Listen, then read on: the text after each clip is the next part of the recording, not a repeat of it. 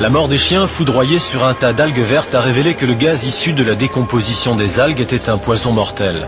Les algues prolifèrent, nourries par les phosphates et les nitrates de l'agriculture intensive et de l'élevage, qui ruissellent depuis les champs vers la mer. Dans la foulée, tout ça s'est passé en moins de 30 secondes. J'ai vu mon cheval qui arrêtait de ventiler, qui mourait de manière extrêmement rapide, et moi dans la foulée, je me suis évanoui.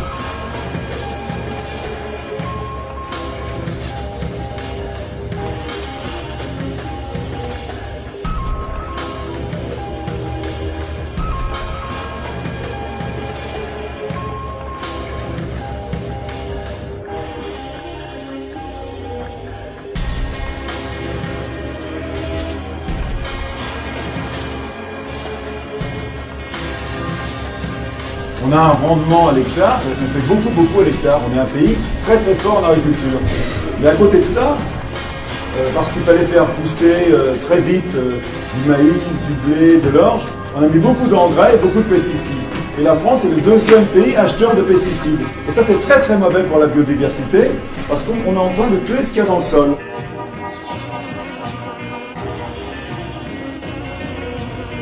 Pesticides, le mot fait peur, mais il fait partie de notre quotidien.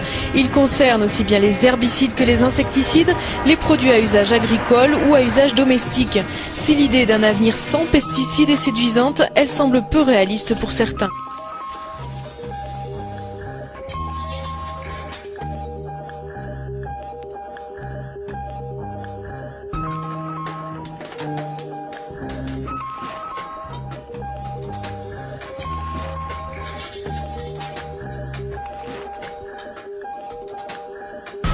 A scientist in the United States this past spring made the observation that this generation of children is the first generation in modern history that is not going to be as healthy as their parents.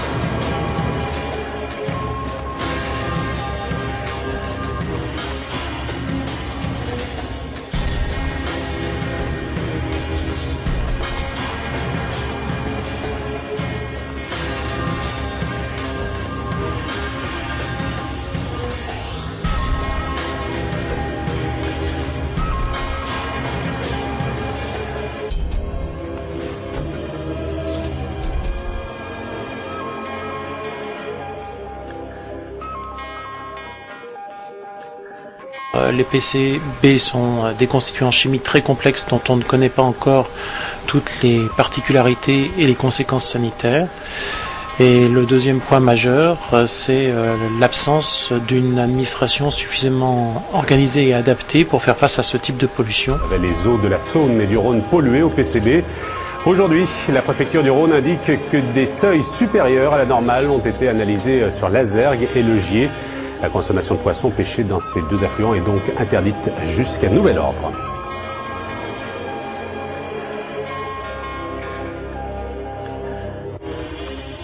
Et le premier indicateur de la qualité de l'eau, c'est le poisson.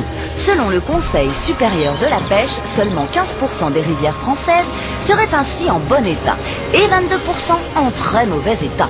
Quand je pense qu'on parle d'être heureux comme un poisson dans l'eau. Premiers accusés, les rejets industriels, chargés de métaux lourds et de produits toxiques.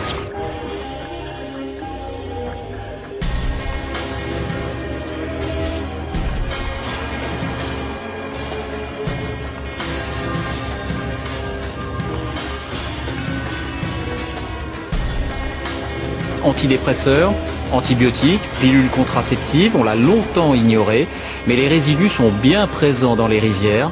En fait, les stations d'épuration ne sont pas conçues pour les éliminer. On en mesure déjà les conséquences. Vous avez une personne qui consomme un médicament, donc elle ne va pas polluer. Si vous avez donc plusieurs milliers de personnes qui consomment le même médicament, donc là on aura un risque d'avoir des teneurs donc non négligeables donc, dans les eaux de surface principalement. Et ben, la pilule contraceptive, puisqu'il y a quand même beaucoup de femmes qui la consomment.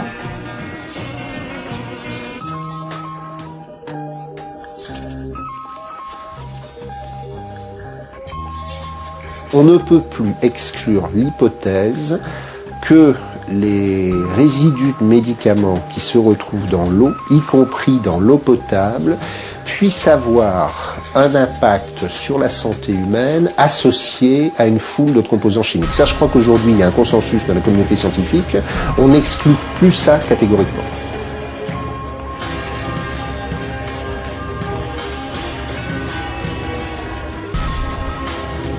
La station permet d'éliminer un certain nombre de molécules en fonction de leurs caractéristiques physico-chimiques. Donc le problème, c'est qu'il reste des microtraces de produits qui vont ensuite être déversés dans la rivière.